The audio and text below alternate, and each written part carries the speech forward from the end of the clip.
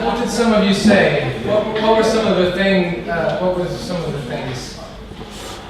that people would take with them, for example? What would you pack in your luggage? A dictionary. A dictionary. I think that's a good idea. Something to remember the family by. Something to remember your family by. Pictures. Something. Maybe trinkets.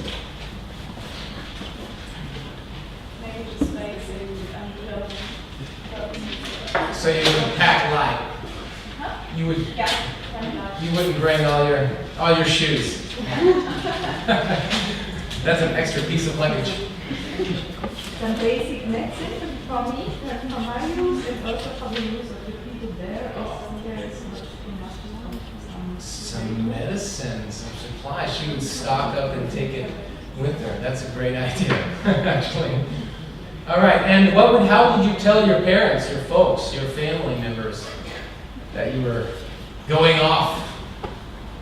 You basically said that you would convey it in a very calm way, saying that this is an opportunity we would like to do, we would like to have an impact in a different country, and we want to do it now because later, when you get older, you won't be able to take such big decisions anymore. Okay. Go with the flow, basically. Okay. Would anybody have? Would anybody think they would have a family member that would find it crazy? Maybe. Yeah, I wouldn't talk to my wife because she would talk to me only with a lawyer. His wife would get a lawyer. Okay, great. Last one, okay? I mean, I know a couple of people who go to war zones as Marines and so on, and when they tell their family that they want to go there, they tend to accept it. They tend to accept the decision. Okay, but so they tend to accept it. People understand that you're physicians and you care, that you want to do something with your life. And today, I'm very proud to present Dr. Peter Pollock from the Médecins Sans Frontières, Doctors Without Borders. His experience is worldwide, and he's served in some of the most vulnerable populations as an emergency care physician. As we do in this class, is that the best question or the most striking inquiry somebody will receive a medicine pocket set. So Dr. Pollock will give one of those out after his lecture. And I think that this is an extraordinary opportunity because this is what I believe is the first lecture from an external lecturer about global social health and the problems facing that, and one of the major organizations in the world that is addressing that. So we are very honored actually to have you here today, sir, and a round of applause for our guest lecturer, Dr. Peter Pollock.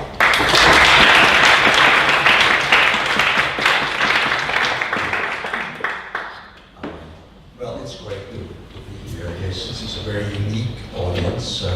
Normally I face people nowadays young people who would like to join MSF and work there as physicians. So I hope, since we employ only 30% of our staff are physicians, so I hope in some form we can participate in MSF. I liked your question about how to tell your family members about going to Syria.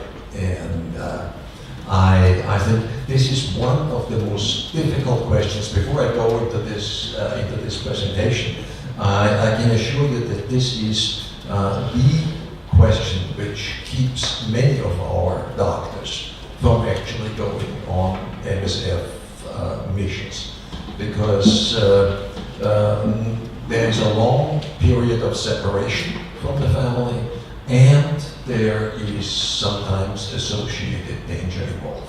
So if you want the true answer, you can afterwards, I have my wife along here, and she sits out in here, and you can actually ask her what she is, how she feels about that. So it's a unique opportunity. I usually don't. It's the first time she is coming along to this kind of presentation, but since you asked the question, you have the opportunity to ask her afterwards, how do family members really feel about that?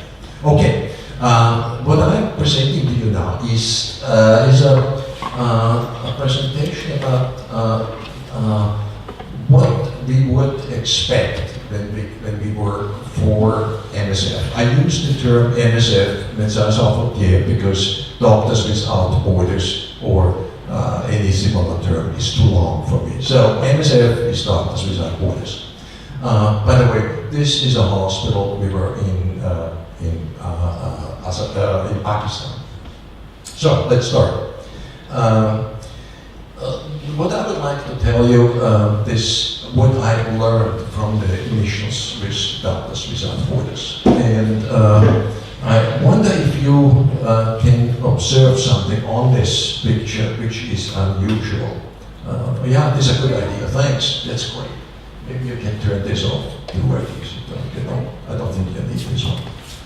Do you find something unusual on this picture? Okay, I'll show you. It was taken in South Sudan, but the glove is broken. And of course, you know that we should not work, even in emergency situations, with broken gloves. So that's the first lesson you can learn from that. Okay. What I would like to show you is today is, since your structure, the working with Doctors Without Borders, as I had mentioned. What does it feel like? What is required? What are the benefits and the risks of volunteering with Doctors Without Borders? How much do we get paid? Do we get paid anything? And what are the risks of going on these missions? The third thing, what I would like to tell you a little bit about is how we practice medicine in these resource-poor environments. Who of you is going into medical field? Are you all medical students? All medical students. And how far are you ahead in your studies? First year? Second year. So you have already a fairly good idea about what medical care is all about. Okay. First, let me give you a brief overview about MSF. MSF is I have to mention it this way, it's a large international medical humanitarian organization. Yeah, I figured you knew that. It was founded in 1971. Why do I mention this? It was founded, interesting enough, by 9 people, 5 doctors and 4 journalists, all Frenchmen. It was founded in Paris in response to the war in Biafra, Nigeria. I don't think anybody of you can remember the war in Biafra. Several million people got killed during this war. There was no medical care. And one French doctor, Kouchner, stood up and said to his friends, "That shall not be." And they went to Biafra just with their medical bags and started to provide medical care. He said, "We we go wherever there is a need for us, that's where we go. We don't ask any governments, we don't ask for any permissions, we are doctors without any borders. And this was the birth of the MSF. Of course, afterwards this organization grew. It actually split off.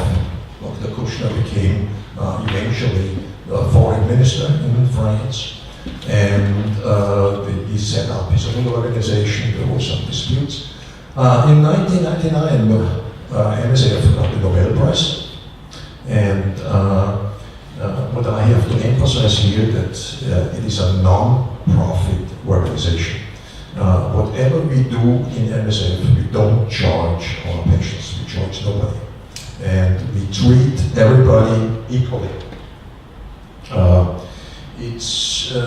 Like I said, I would like to emphasize, this is something which is very important to us, that we are completely independent. This means we don't take any orders from anybody, don't take any orders from any government. We try to get the permission of the government to work there. Very often there is no government, but in Syria, in many of the areas we work, there is no government, and we just work with the strongest authority there in the field. Let's put it this way. Of course, we provide care irrespective of race, religion, gender, of course. We are only guided by medical ethics.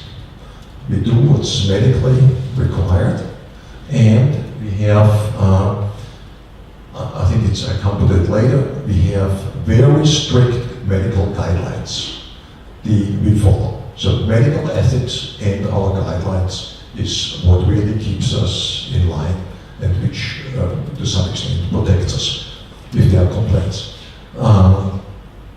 And I have mentioned here the principles of independence and impartiality. MSF just simply does not take any sides. That's for us very, very important.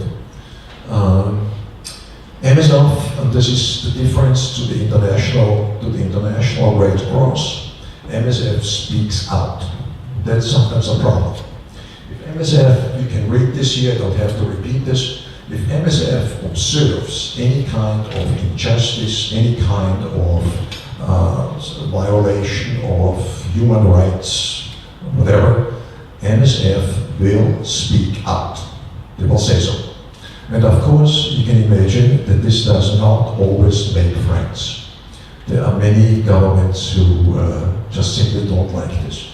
MSF, when I was in Syria, there were gas attacks by the Syrian government, and MSF observed those attacks, spoke out about it, it triggered a UN mission, and pretty much sizable international response to these gas attacks. So when we observe something that shouldn't happen, we speak out.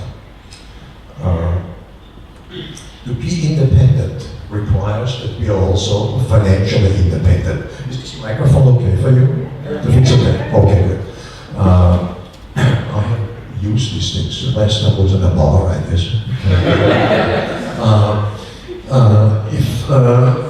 We are trying to be completely independent. Our money comes to 95% or something around that from international donors, like you, like your parents, like your friends. Almost anybody, when I speak or give this kind of talk, tells me that they are contributing to MSF. Okay?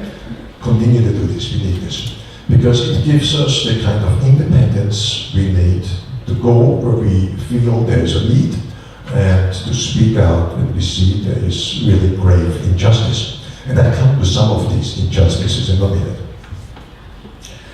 Okay, I was asked to, this doesn't look very good, never mind.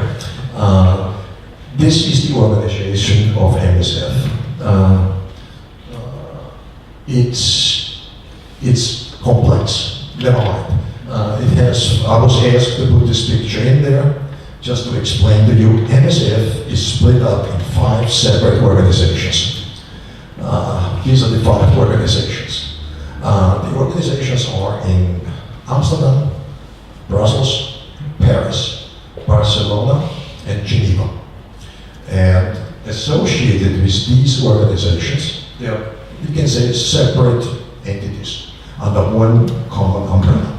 Associated are country organizations. For example, the Austrian MSF office here in Austria is associated with the Swiss in Geneva. You can see Austria here somewhere, that very clear.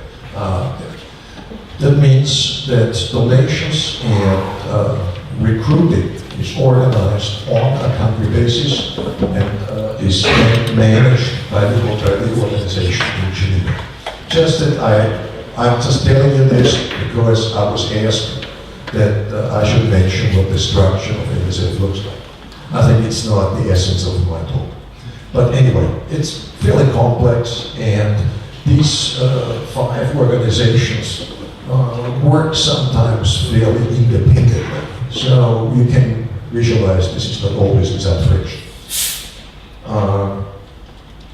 Overall, I would say MSF is, despite everything, highly successful.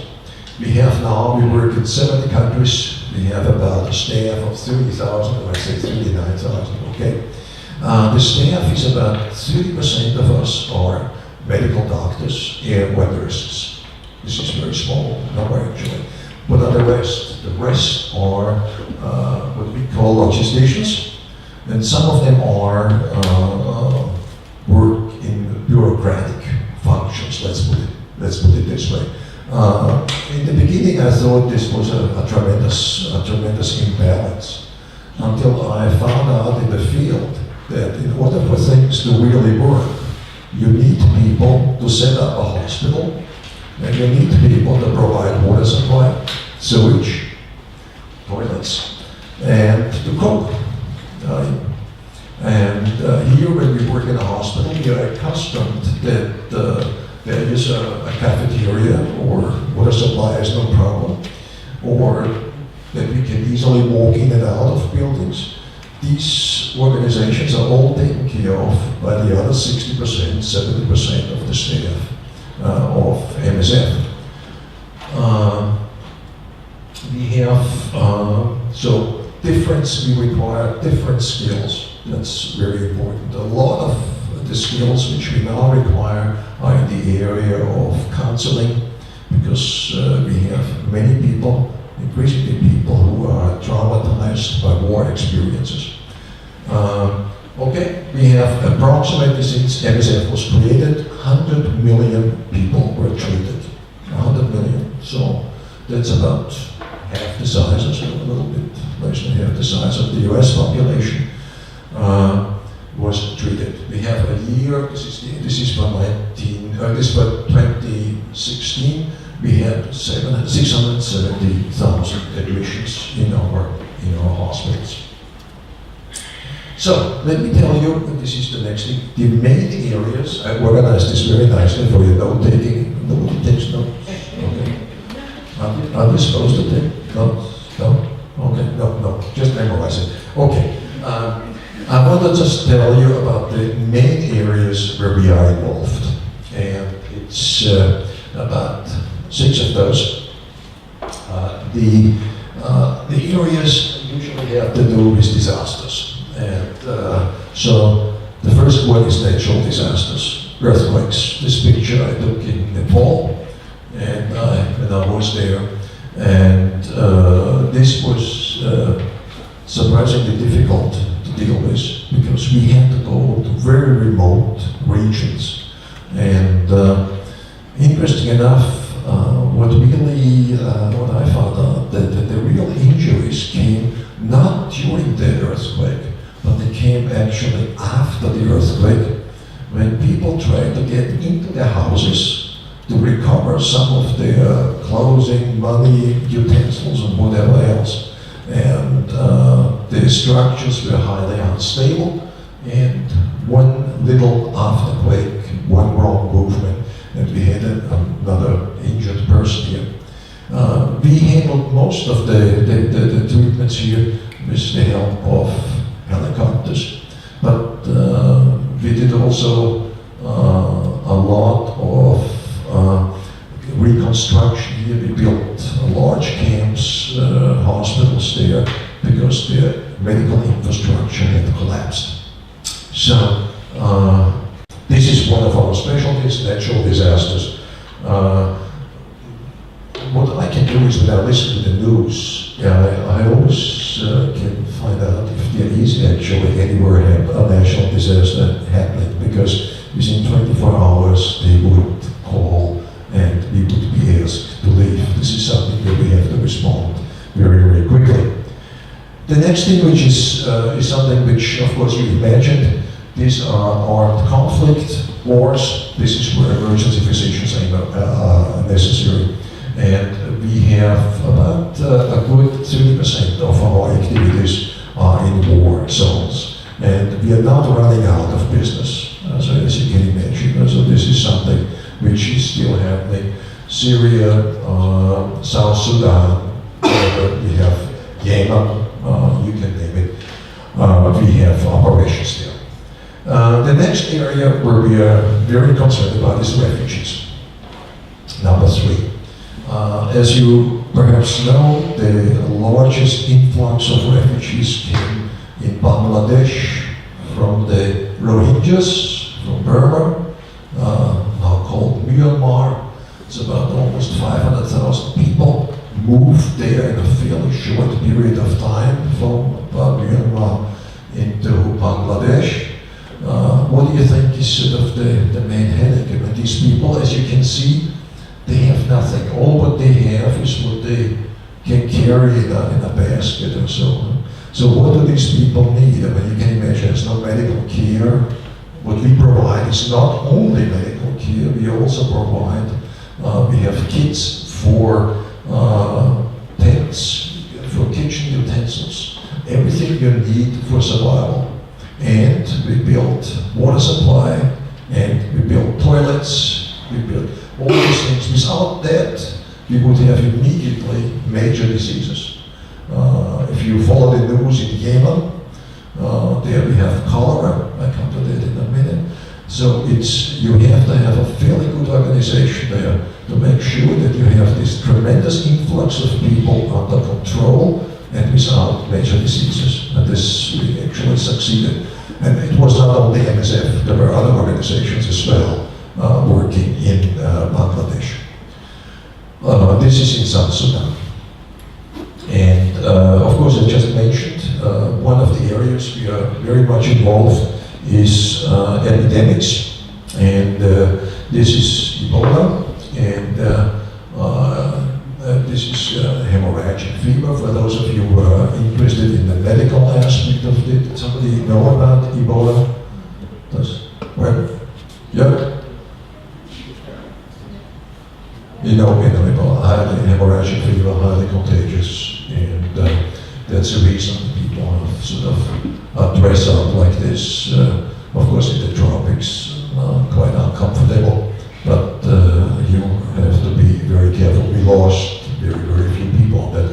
I come to this loss of staff, I come to talk about this, but interesting enough, most people we lose are in not in the war areas, but with traffic accidents, crashes of helicopters, things like this. Okay, this is Yemen. Is now cholera. This spreads very easily. You know about cholera, everything. Second year, everybody has learned about cholera. Okay, so somebody tell me how you treat it. Who can give me the good answer? I give you this thing. A lot of fluids and lots of fluid isolation and try to raise the hygiene standards. Okay, so you're very close. Something is missing from it. You're getting a lot of fluids, that's correct, and you clean up the place, of course, your hygienic conditions. And what do you do with the patients with the fluids? What fluids do you do? You can keep it down, yeah. With antibiotics and good hydrate, you drink water.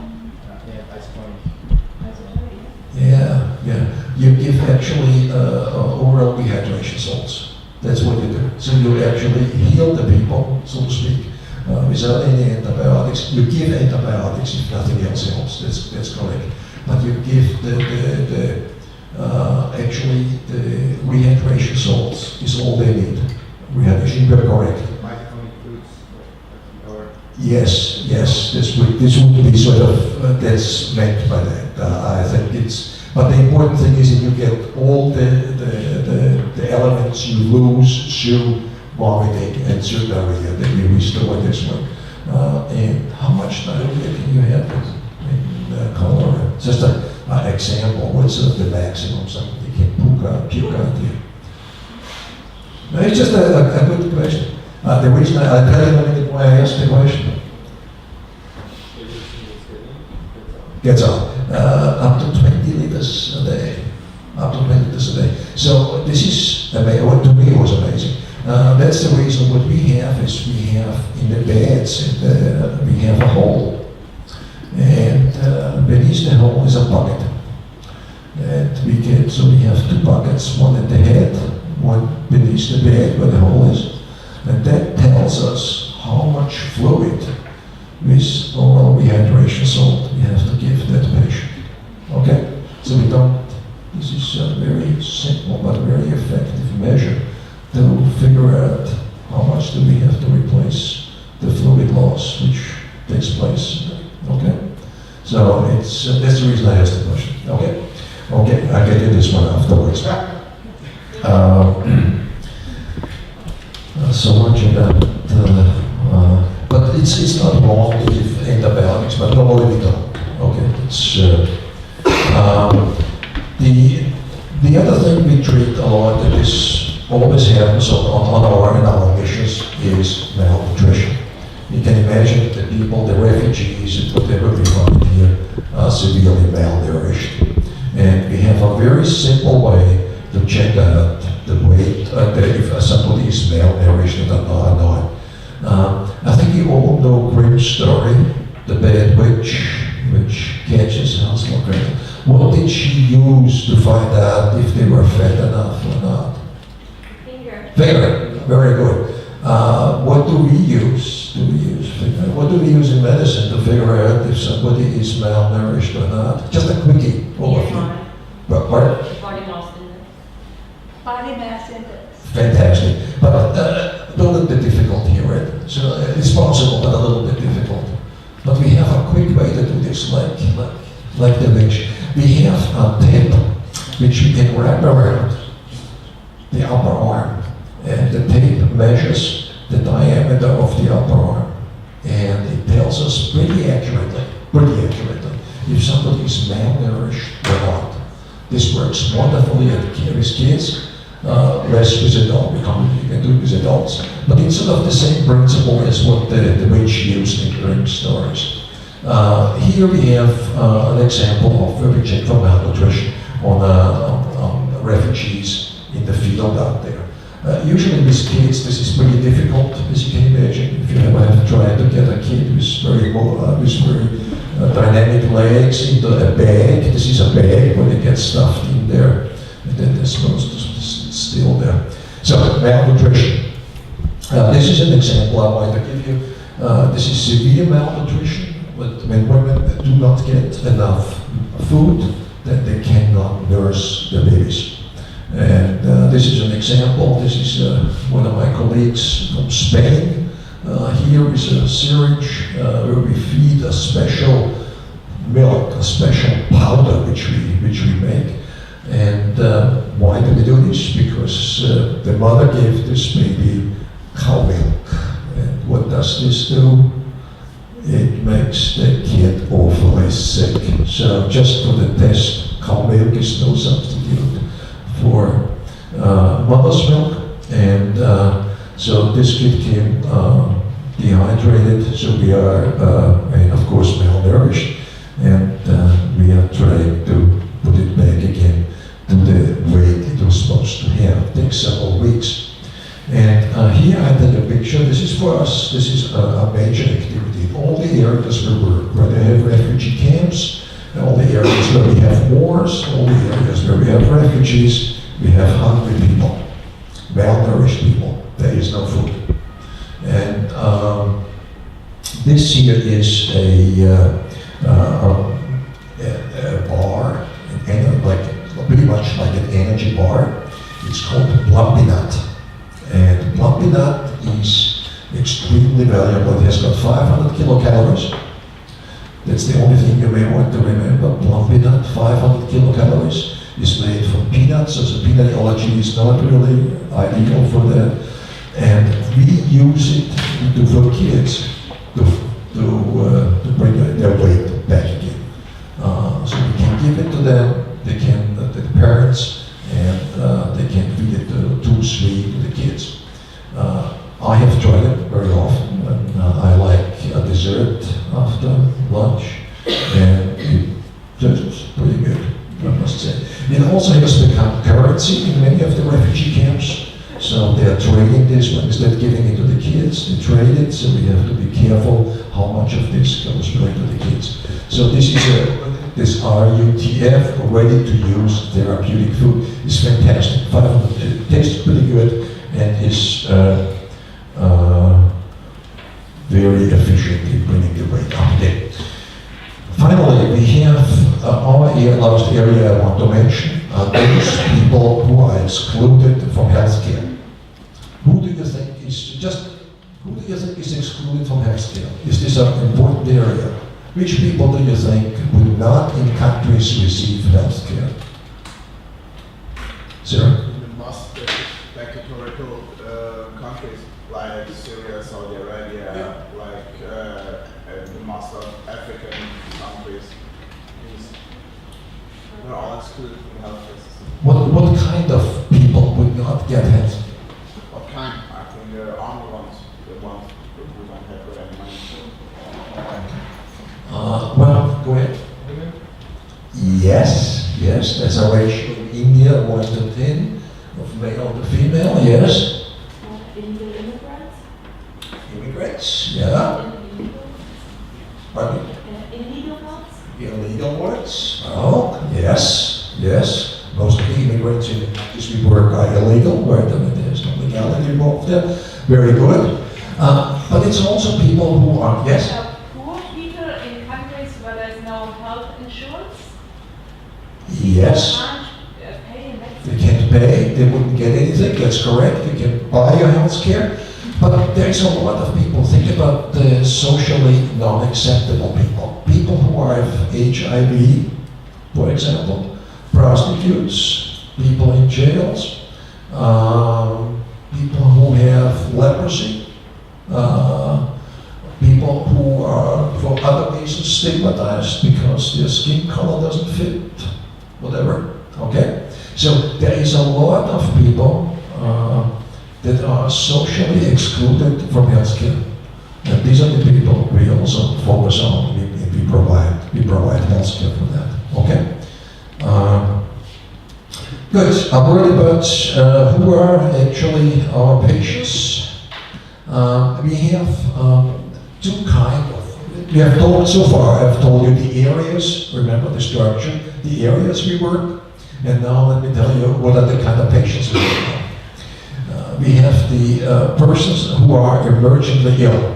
This picture took in South Sudan, and our hospital was burned down by the opposing occupiers of the area.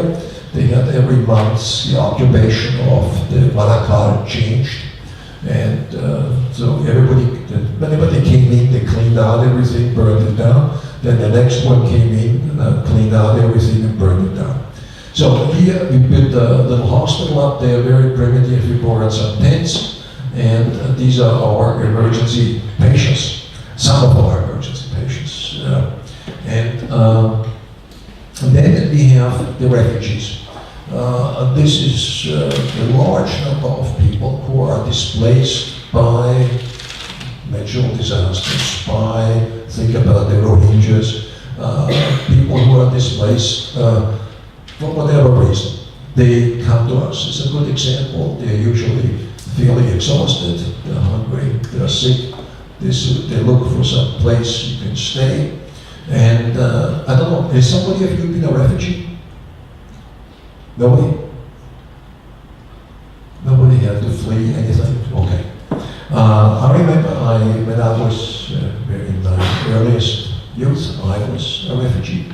My parents in 1945 fled the oncoming Soviet troops and from Vienna, and so I have some memories about what it means to be a refugee and not to be welcome wherever you go. Nobody wants refugees. They have a soft spot for refugees, for that reason. These are the patients, and so I would like to show you what the other emergency patients. I mean, this is not a patient. This was a picture of our emergency room. This was one of our translators, but these are the emergency, should stand for the emergency patients who come to our hospital, okay? These are the other ones. Look, we have there are refugee camps nearby. We have a lot of patients who come on an emergency basis to us, like you would go to the emergency room in the AKH, right? Who knows the emergency room in the AKH? Everybody does. And when do you go there? On Friday evening after the party, right? And what do you complain about?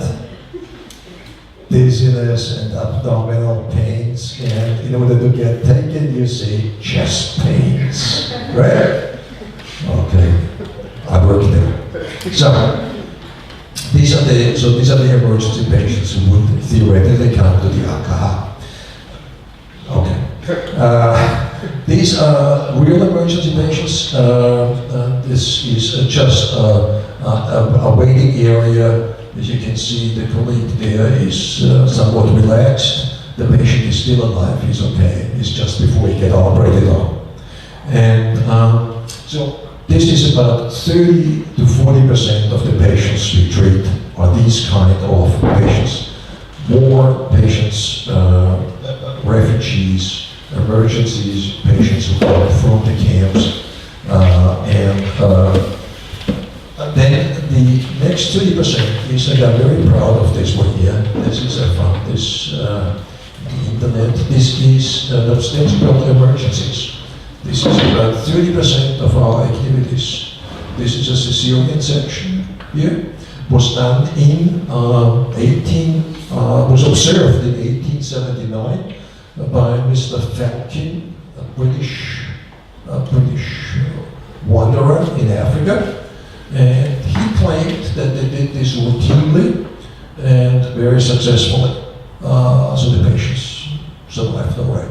So just for your information, in case you want to know, you're worried about a cesarean, if they could do it in 1879, in these circumstances, we offer something a little bit better nowadays. As an emergency physician, I learned to do cesareans, not in this way, but it's a large slice of our activities in the hospitals we work here. We have, and then finally, we have, this is approximately 10 to 20% of our activities are involved with mental health care. These are people, usually refugees, and people who have been through hell. Is somebody a mental health care professional among you? Somebody deal with mental health care? No? Psychotherapist? Nobody cares about this? Okay, great. Bachelor in psychology. You would like to? No, I have a bachelor in psychology. Okay. Just to give you a flavor, I had to once in a camp, in this camp here, this was in South Sudan, I had to go with our mental health care specialist because for security reasons had to be always two of us. So I could hear what the ladies told her. And the stories were wild. When there was an attack, the family split up, not on purpose. Anybody ran in different directions. She had 7 kids. 2 were with her. The rest she doesn't know. She has sons with her husband. There is no way to get in touch with her husband. Telephones doesn't really work. Her cousin was outside the camp. He was slowly being eaten up by dogs. So you can't imagine under what stress that lady lived. She didn't know where to go, what to do. And the camp, I'll explain to you later, is not a fun place to be. This is a tough place to be. There are fights, things get stolen, there are attacks in the camps. I have seen riots in the camps. So it's depression and associated diseases is something that's very, very common. So, what do we do about caring for our patients? This is what let me go back again, as our approach to patient care, in case you take notes and you want to have a structure. Really, structure is very useful for you. We have, as I mentioned in the beginning for you, that we have our medical ethics. This is something which we as physicians vow to observe. And we have very detailed guidelines. You all physicians among you know that you only work by guidelines, right? And we have 4 pretty detailed guidelines on 2 purposes. One is that we really provide state-of-the-art medicine. And the second thing is that the next one who comes after me knows exactly how I did treat this patient with malaria or this patient with cholera or whatever. Okay? Okay. Then we usually have reasonably access to modern equipment. This is for tests. We have ultrasounds. You all know to deal with ultrasound. You have ultrasounds here. Okay, so you know how to handle it. This has become increasingly now an instrument to replace where we can the stethoscope, but of course we have stethoscopes. But it's usually fairly well equipped. Not ultra-modern, because we have to maintain this equipment in the countries where we are. So it's sort of medium modern. Then, not always do we have everything we need. This is this was a young lady which was born the day before. What do you call this in English? Premature, but what do they call this gadget? Incubator. Incubator. Oh, this is, sorry, I gotta get my English from someplace. This is an incubator we built together with the help of the Red Cross. She came to me, the mother came to me, and during the night, she had a clam shot, and I treated her for that. In the morning, we operated her, did a cesarean on her, and she was premature, this young lady. So we quickly put this together. She survived very nicely, I think. This is all right. So this is where the skills of MSF. When physicians come in, we can build things like this. We tell them what we need, and we can build these things fairly quickly. The mother was so impressed with the nurse taking care of her that she gave the baby the same name as the nurse, as our nurse. That was just an interesting aside. Of course, we have state-of-the-art medications that are suitable for the region we work in. And here comes the price. This patient here got hit by shrapnel, and we put something in his wound. And I would like to give this one now to the person who can. I promised it to you. I only have one. No one. I have 2 here. It doesn't make a difference. Who can tell me what it is what we put in there? It's a powder. It's a crystallized powder. Okay. What? Okay. Okay. Cocaine? What would happen if I give him cocaine in a room? Local anesthetic. Good thought. It's a good thought. Yeah, it's a good thought. This is a good thought. But the wound would absorb the shit. So yeah, it's a good thought. I like the logic of it. Yeah, very good. No, it's not. It's to protect against infection. Go ahead.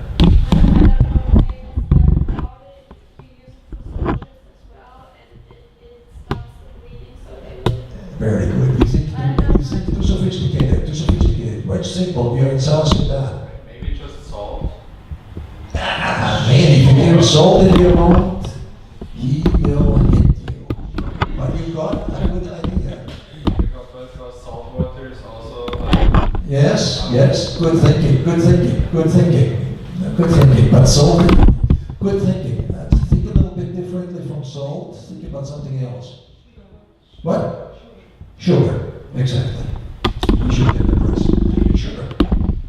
Sugar is actually perfect. Yeah, you look a little bit doubtful. Look it up on the internet, look it up in UpToDate, look it up wherever you want, UpToDate with them. But sugar is perfectly state-of-the-art medication to suppress infection. Yeah, it works. Honey is even better, but it's messy. So it's it's a little bit messy. But I like your reasoning. I mean, that was very good. It was very good. Okay. So the next question is, where do we actually work? And so it's, I don't use it, what medications we use. Where do we work? And you can imagine most of that work takes place in refugee camps. I think you have all seen refugee camps. What I want to show in this picture is that these camps are not very peaceful places. I made this point already. You can see there are sort of sections separated by barbed wire, particularly in countries where there is strong tribal identities, that you have refugees from different tribal groups coming in there. Frictions develop very quickly, and you have so a little war going on there. So it's not necessarily a very peaceful environment. Let me see what I did here. The camps are a difficult place to be. We have very often the main issue for fighting is water and toilets. And we never have enough clean water. If there is, the moment we get a problem with water, we have cholera in the camp. So you can imagine how busy we are in making sure that this water is clean, and that we have enough water. How much water do we need? Does anybody know? How much water do we need? Yes, sir. 1.5 liters. This is sort of medically what you would say you need in a day. No, well, you need a little bit more because you need to wash, you need to cook, and so on. What's the use in Austria? How much water do they use in Austria per day? 100 liters a day. A little bit more? 150. Yeah, 150 liters. So between 125 and 150 liters is the daily use here. So we figure that these people need approximately 50 liters of water. Okay. And our logisticians make sure that they get it. And of course, we can also have too much water. And what does this do? It breeds mosquitoes. And what does that do?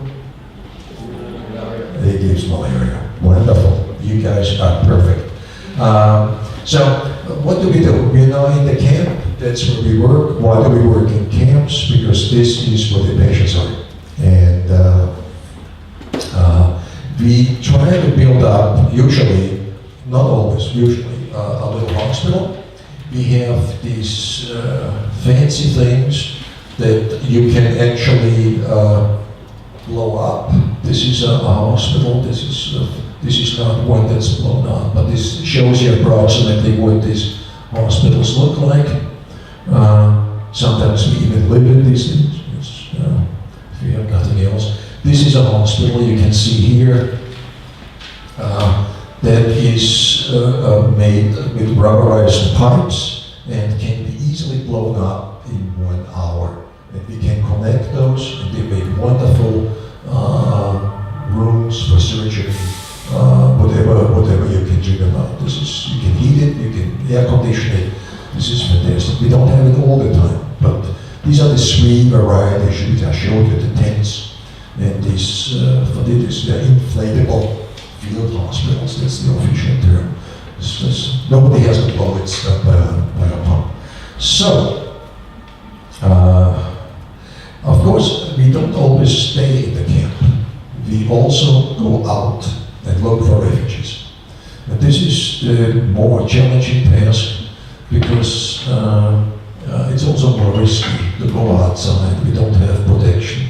MSF does not believe in weapons. We have no guards with weapons. And we don't tolerate patients who come to us with weapons, any weapons, including hand grenades.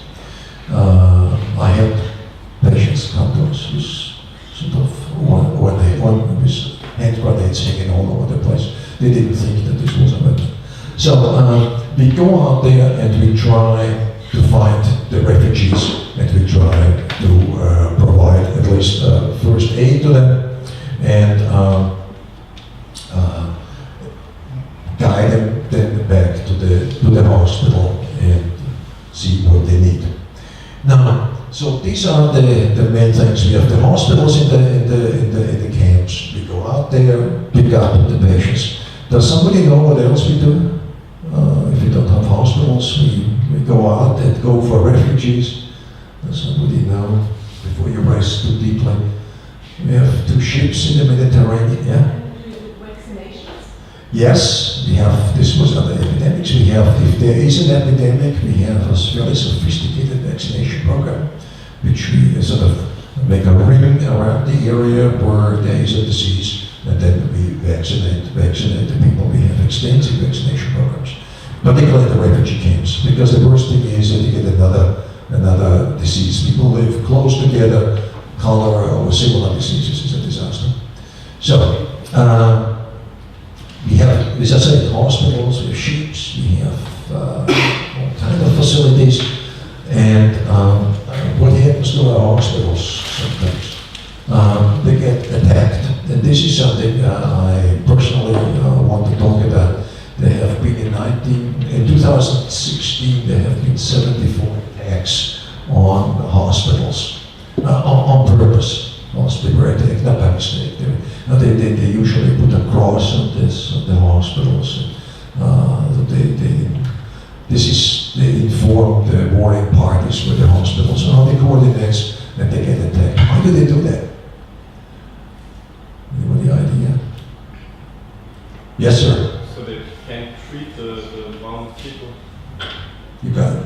It's a part of the borders to deprive the other side of healthcare. Okay?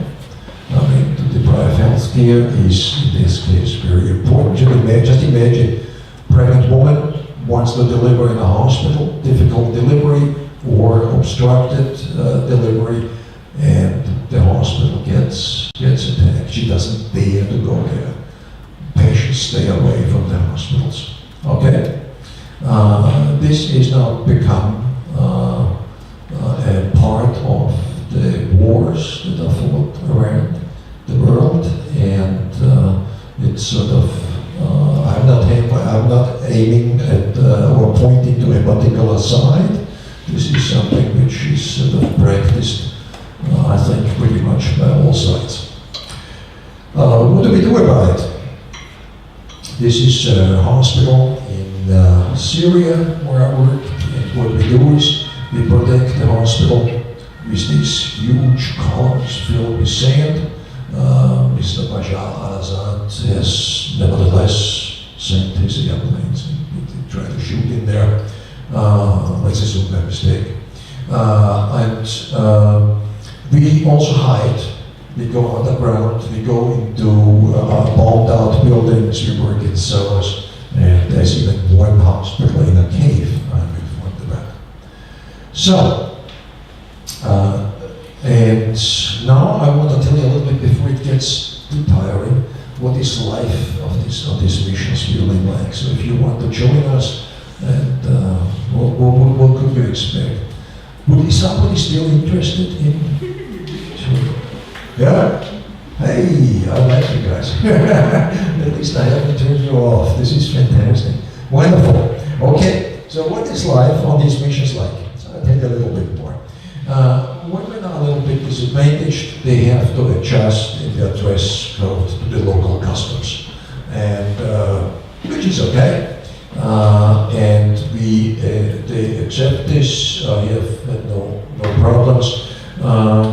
I think we have learned that we get briefed in great detail in each country what acceptable behavior is in these countries and what is not acceptable behavior. So, and we stick to it because that's just part of the things we are doing. I have a picture here usually about the food. I was asked to take it out because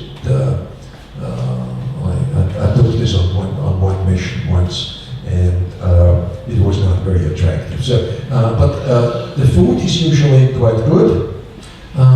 It's sometimes a little bit monotonous. We have emergency rations, canned food. So this, but I have lived for 2 months on beans and rice and beans. So, but normally it's reasonably good. We live in apartments. This is not one of them. This was also in that hospital. This is a trailer, and it's actually quite comfortable. It's also very safe, and for most part it's really a fairly comfortable existence. We rent houses, we rent apartments. And so it's usually acceptable. Sometimes when the house gets bombed out, like it happened to us in South Sudan, we had to move to the refugee camp, and there you can see that we built our own tent.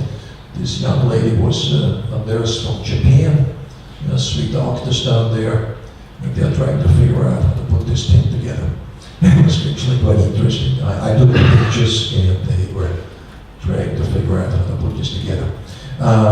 We lived for about a month in this tent with 12 people. It wasn't too bad, but so the accommodations vary quite a bit.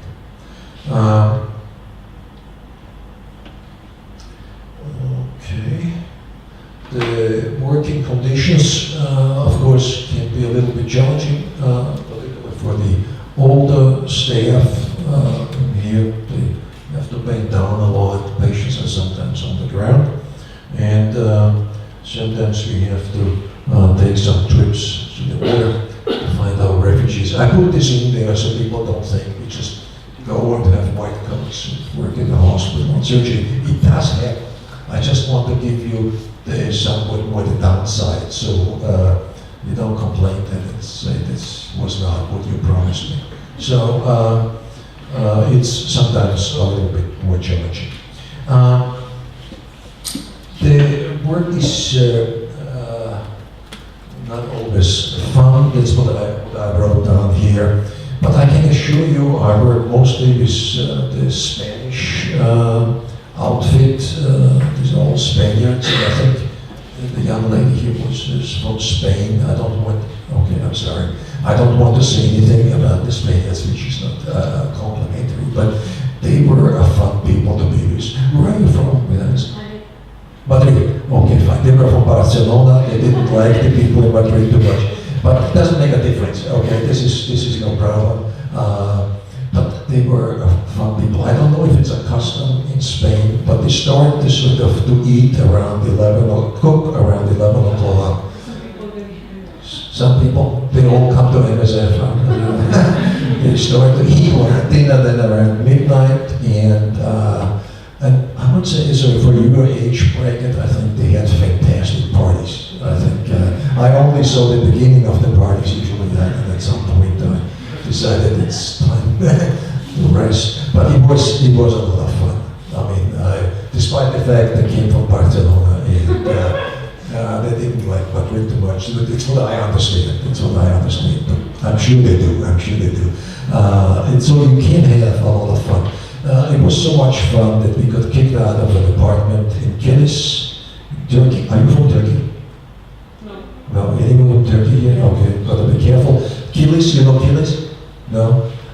Very conservative place, very conservative place. We got kicked out because we were too rambunctious, I guess, and the owner claimed we were drinking during Ramadan on the balcony, which was not seemingly not acceptable, right?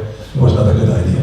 And there were a few other things that talked about that were not to his liking. So we had to change apartments. So you can imagine we have a life after all this strain and all this stress too, and it's usually quite a bit of fun.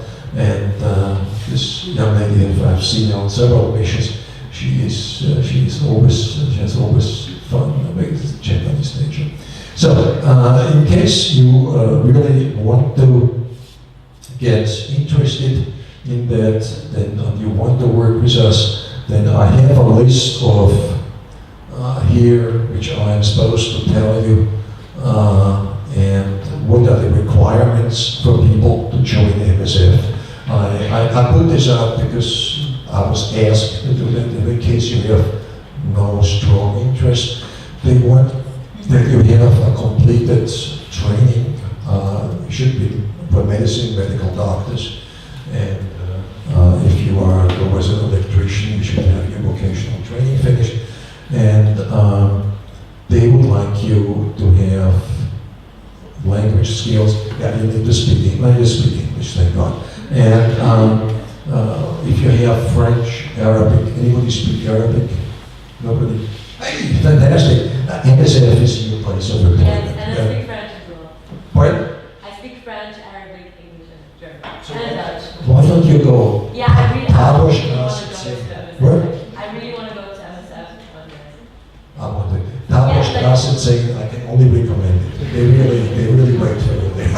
I mean, these are the kind of people. I thought I need like 2 years of work experience. No, what you need is to finish your MD. Yeah, exactly. So, they want that you have experience with it. With that language, you are yes. Okay. And you have to have flexibility, strong resilience to stress. Do you have strong resilience to stress? And managerial experience, willingness to work in unstable countries. I think I told you a little bit about that, what this means, and so there is no surprise. They say the first assignment would be 6 to 9 months. Okay, this is what I'm supposed to tell you. I think it goes shorter as well, but don't tell them that. Then they go also with 2 months and 4 weeks and so on. What they need is gynecologists, obstetricians, anesthesiologists, and so on. You can read this. So if you have any plans to join up there, that's what you need to do. So that's what they would need right now. They would take you anytime. As a medical student too?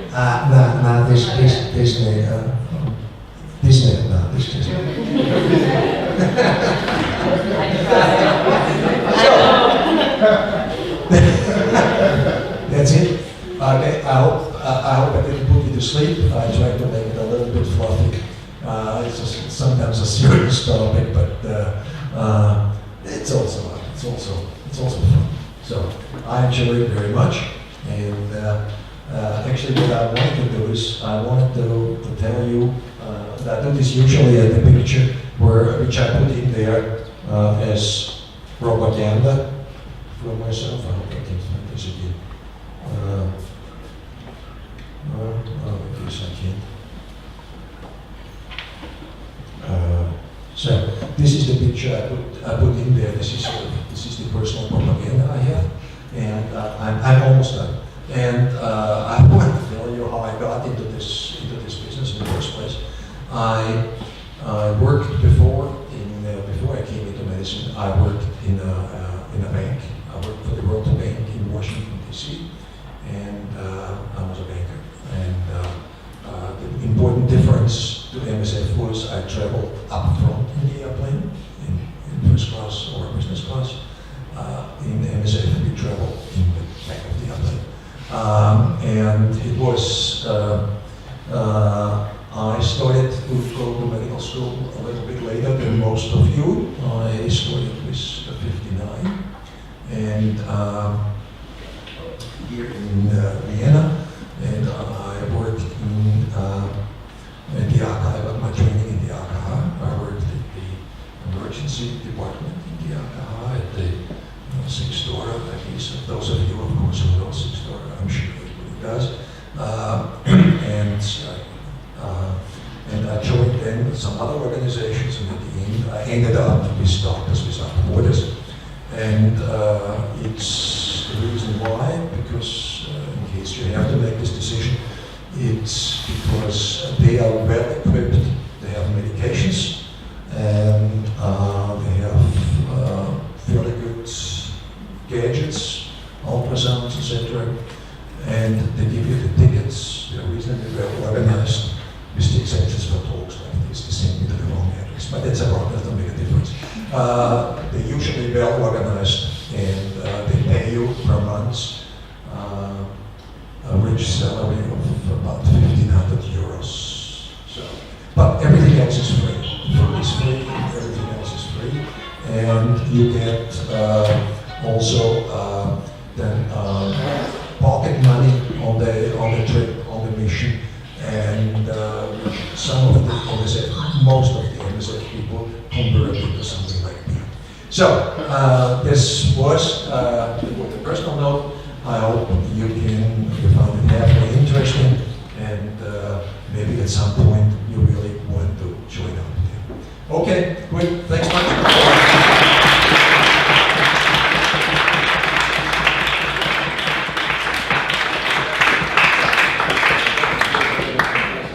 Yes, I'm sure you've got some great questions. He's already promised to give out one of these. Okay, you can decide to which individual you wanted to give them to. Both of them were close to correct, but a little bit off, I think. So, okay, great. Okay, so, all right, excellent work. And I hope people have a few more good questions. I have a few, but they're more like discussing questions for you, so post-lecture discussions. So, but first, if you have questions for Dr. Pollack, he has actually, I brought a backup. So you have a backup, so if anybody has any questions, feel free to give another one of those out if somebody has a question. Sure. Any questions? Ask any question you want. You can't be. I respond to personal questions as well as intellectual ones. Yes? I have a lot of questions, but there's only one really interesting about. When you go with MSF, as a young doctor, and you have all these experiences, and you see what you do with That's okay. How is it possible for you to come back and work in Austria with all these first world problems? So is it possible for young doctors or for you to give any meaning in your work here when you treat 90% first world problems? Well, what you do is, I guess, I would assume that most doctors do, you compartmentalize. You see the patient, you see the problem, and you do something about it here and now. I'm an emergency physician, so I don't get the chronic cases who come with back pain, which go away. So I think it doesn't make much difference to me. I would say, of course, I do think about that. I mean, that's I don't ignore it, and I think something I hadn't mentioned to you is that, of course, there is quite a bit of stress involved in these missions, and the stress is. You see a lot of people die, you see a lot of misery, you see a lot of injustice and whatever else. Somehow you have to deal, you cannot just blank it out. That's, if the dead bodies lie on the street, and every day they get smaller and smaller because the dogs feed on it. They can't be removed because there's snipers there's people there who shoot around. It's for some people very hard. One thing perhaps I forgot to mention is that MSF has excellent facilities for psychological counseling. When we come back, we get access to that. Even in the field, we get access to that. So we try to minimize any kind of traumatic stress disorder, this kind of stuff. But I mean, it's like here when you have a real major accident, but when children are involved, it's something which doesn't let you go very easily, I guess. So, yeah. So that's one. Next one, please. Good question, actually. Yeah, good question. Go ahead. Oh, please. Is it possible to decide where you want to work with the MSF, or does the organization tell you where to work? Okay, yes it is. There is two kind of contracts. There is, you can make a 3-year contract, 2-year contract, that they will basically recommend the place you should go. You can always say no. And on a mission, you can always say, I have enough, I want to go home. That's possible. I've had one case where somebody said that. Okay, for stress, yeah. But you can choose. You can't ask for some country or something? Yes, I did. I wanted to work in Bangladesh, so I asked for it. Okay, so you can do that, yes. And they try to accommodate. They try to accommodate.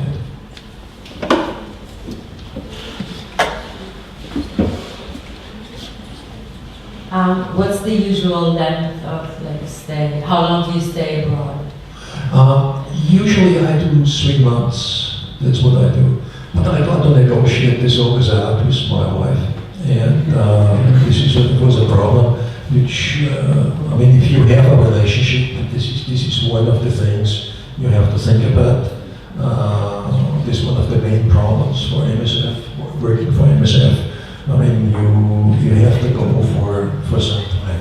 Unless you are a surgeon or a physiologist, sometimes they go for 3 weeks, so this is a long vacation. But the other things, they usually want you to go for 3 months or so. Okay, I can do it. Yeah. Go ahead, man. I was wondering, do you recommend? That's good. So do you recommend MSF also as a long-term job or just a short-term for the other students or like freshmen and then work there for roughly 2 years? Because I guess it's difficult to deal with the family at home and then always be abroad. Well, this is, you get the reward for the best question. This is, I mean, you don't know why I give it to you, but this was, the reason is very simple. You have figured out what the major weakness really of this kind of work is. You cannot have, or you have to have a very understanding partner in order to go on these missions. Or you have no partner. Okay? Then it's easy. Otherwise, how can you go sort of 2, 3, 4 missions? 3 months, 2 months, whatever, you always can.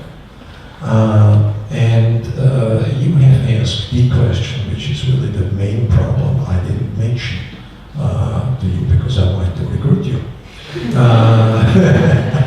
As long as you are young and unattached, I would strongly recommend that you do a few missions. The exposure you get, the medicine you learn, and it's a different thinking in medicine you learn is fantastic. I mean, you have to sort of, on the spot, in the middle of the night, make decisions and important decisions, and preferably the right decision. And you don't always have all the medications you want, so you have to think through what pharmacologically is not the right thing I have here, which could help this person. So you learn to operate on a different level. You think much more as a physician and not as a robot guided by guidelines.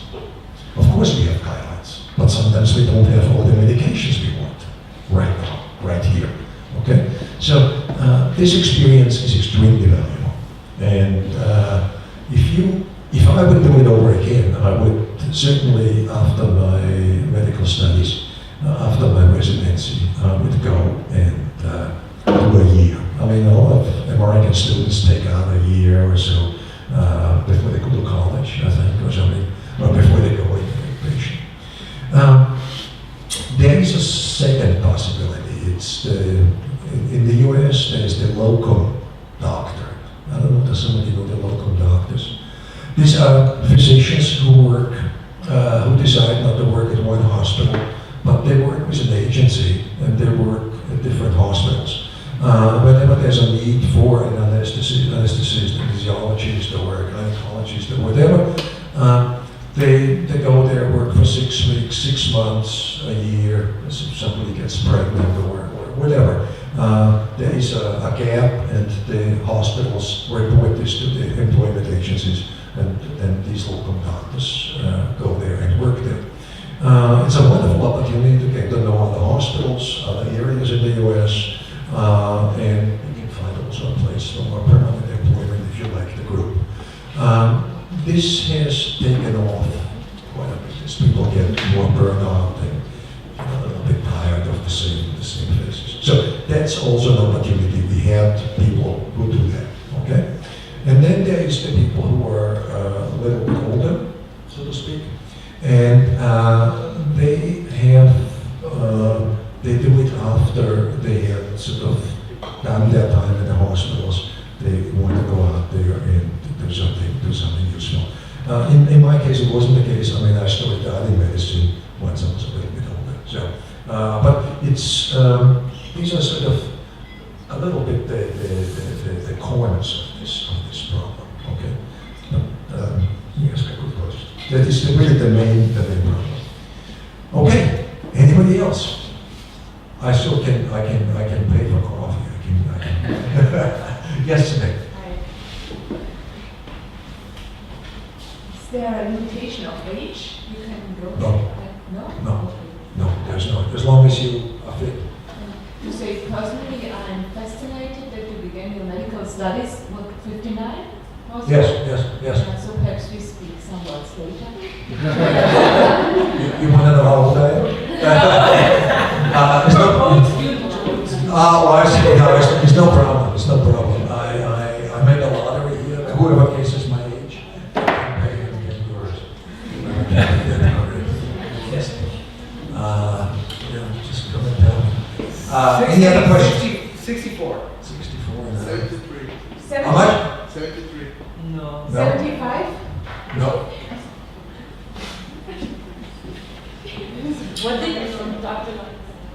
What did you say? 63. I say 67. Okay. Any offers? 69. It's 78.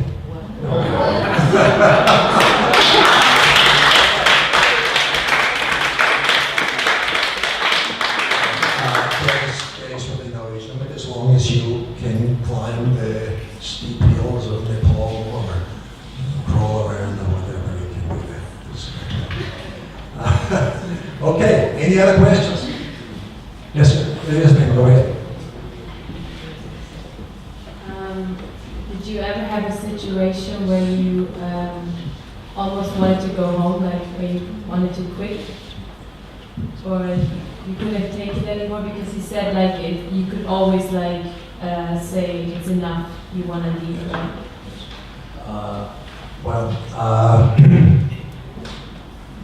I would say yes, and it was not because of it was a difficult boss there, and I have great. I usually get along with everybody, but she was extremely difficult, and I thought it would not be a bad idea to change locations. But it was no, not because of the environment. I mean, I like the environment. It's okay. That's who's not doing it. That's what I think is fun. I mean, not that they have people, but I think that we can do where the others will help. Okay. So that gives me a satisfaction. That's really fantastic. Okay. Could I just ask a question? Sure. So what was the reason that compelled you at the age of 59, did you say? At the age of 59 to just give up everything and go to medicine? That's the other question. This is the question I most frequently ask, and it's not an easy one to answer. Very simple. I had a very good life, a very interesting life, and the work. Does somebody know the World Bank? Does this mean something to you all a little bit? It's a large international UN organization which gives credits to developing countries. So I had a fantastic life, and I thought it was time to pay something back. And I loved medicine. At least I thought I loved medicine until I went to medical school. And okay, it gets better. It gets better. There were several times I wanted to sort of turn around and leave, and I think it was the credit of my wife that she said, "Stick this out." So I took the challenge. I did stick it out. And then I discovered, when I worked in the emergency room, that medicine really was my passion. And I didn't know this before. I mean, you cannot find this out in studying medicine, I think. I really loved to do it. I worked 24 hours in there. I was still fresh. And people said, wow, he's running on adrenaline or something like that. But this was day after day, week after week. I had really fun doing that. And that makes a difference. So it was, when you discover it's your passion, then there was the real payback. I didn't know this beforehand, okay? But I just wanted to do something useful with the rest of my life. I worked for a UN organization. Anyway, it is still something that's ahead of me. This is the only thing which is very valuable I would like to leave this with. Find your passion. Find that what you really like to do. My problem is I love to work in this kind of crummy environments or so, because it gives me a sense that all this studying makes actually sense. No, it's, you can do something useful with it. No? You don't have to just deal with your bosses and so on. So find your passion, find what you really like to do, and then do it. And don't give it to anyone else. So. Thank you again.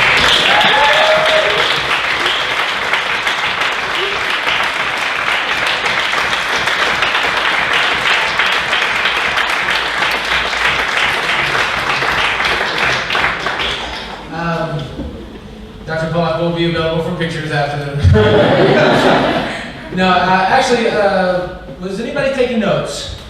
A few people, good. Just one quick question. What was the thing that he said was the most important consideration before going on these journeys? What was the most important consideration? That was a Q. Main point Q, wasn't it? He said it several times, both in the beginning and in the question and answer period. Go ahead. Experience? Why? I think experience is a very important consideration, but no, that was not it. I'm not sure, I think you want to give something back. To give something back is his goal, his purpose for doing that, but what did he have to consider? Family. Family, yes. Family. And to that end, I would like to, because of the opportunity, and I'm quite an opportunist, I would like to ask Mrs. Pollack to come up before us and share her experience of what it's like to be the wife of somebody on these missions. Please, Mrs. Pollack.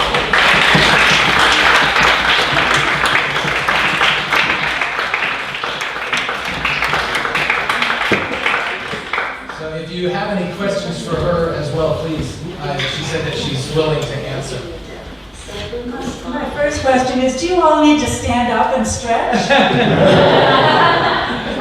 I I found I was wiggling in my seat, so I don't mind if you need to get up and stretch.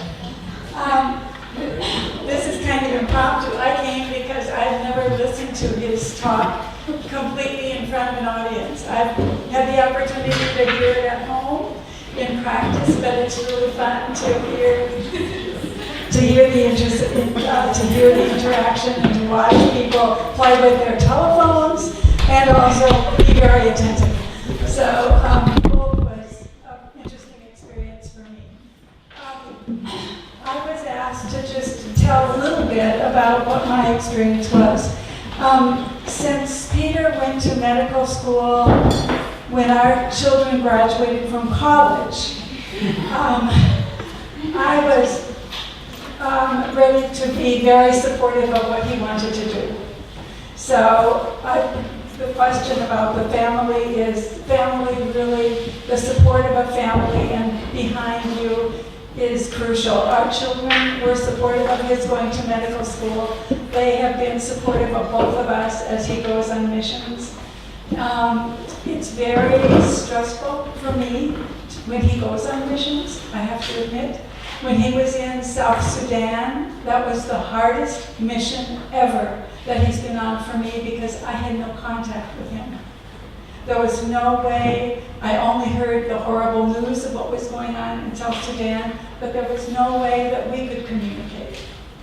So that was very stressful. Other times when he has been on missions, there's been at least we could have an email sometimes, or once in a while he was able to get someplace where we could talk, and that is very meaningful and very helpful. So those of you who have families, this is some kind of contact. To just hear that voice or read an email is crucial for me. Yes? But did you know that he was okay? Like, did MSF tell you that? No. So you didn't hear from him at all for 3 months? In South Sudan for 3 months I heard nothing. And it was very stressful. Yeah. What was the first reaction when you suggested that you wanted to go there? And was there ever a moment when you said, I don't want you to go there anymore, I don't want you to stay here? We talked about it a lot, where he wanted to go and what he wanted to do. I needed some reassurances. South Sudan kind of happened. It was not something that we could talk about. I think that it took place outside of he was just kind of sent there quickly. But to Syria, for example, to the Nepal when the earthquake was, and to the other places he's been, we've talked about it, and we've talked about how important it is to be in contact. And we talked through my reluctances. So yeah, communication is crucial, and needing to express my concerns and talk through it.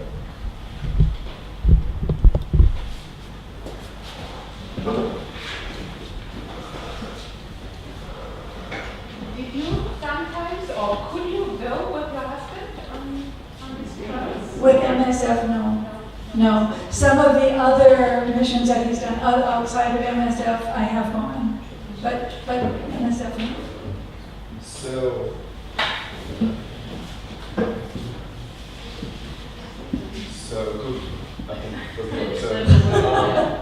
if both partners are doctors, could they go? If both partners are doctors, Could can they they go go? together to a mission? Sometimes. I have seen one couple. I've seen one couple, but it's not the rule, because it depends on the needs. It's rarely two doctors, so this is more the exception. It's not. Yes. I just want to know how many missions did you do? With NSF, I did a lot with other organizations, and with NSF it was four, yeah. But then he's been many did a other lot with places other too. organizations.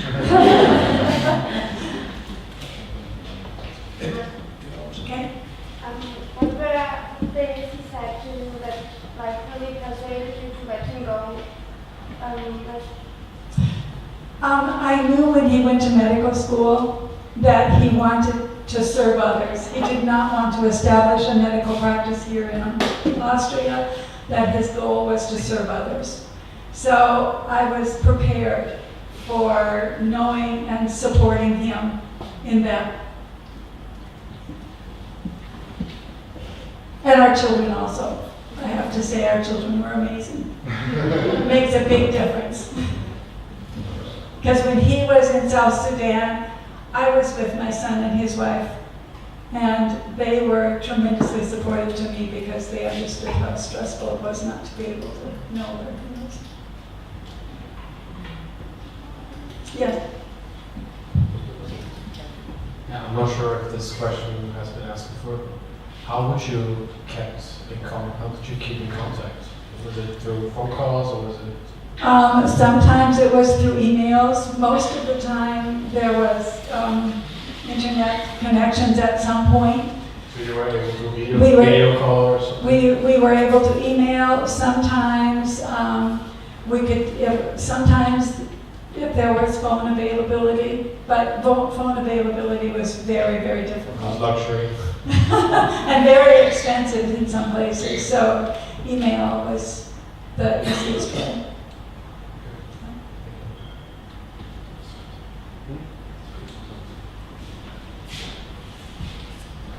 Okay, thank you very much.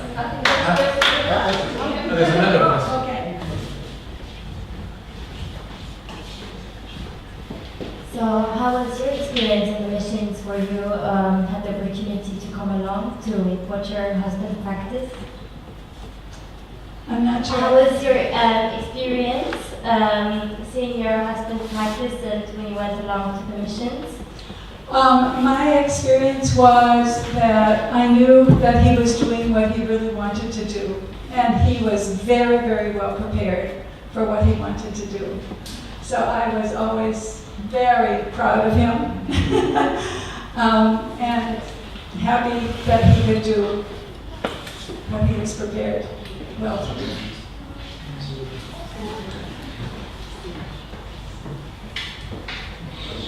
Well, I want to thank Mr. and Mrs. Pollock for their courage and their service to humanity and giving us all a lot of inspiration tonight with their lives and their stories and giving us an overview of MSF. Thank you very much.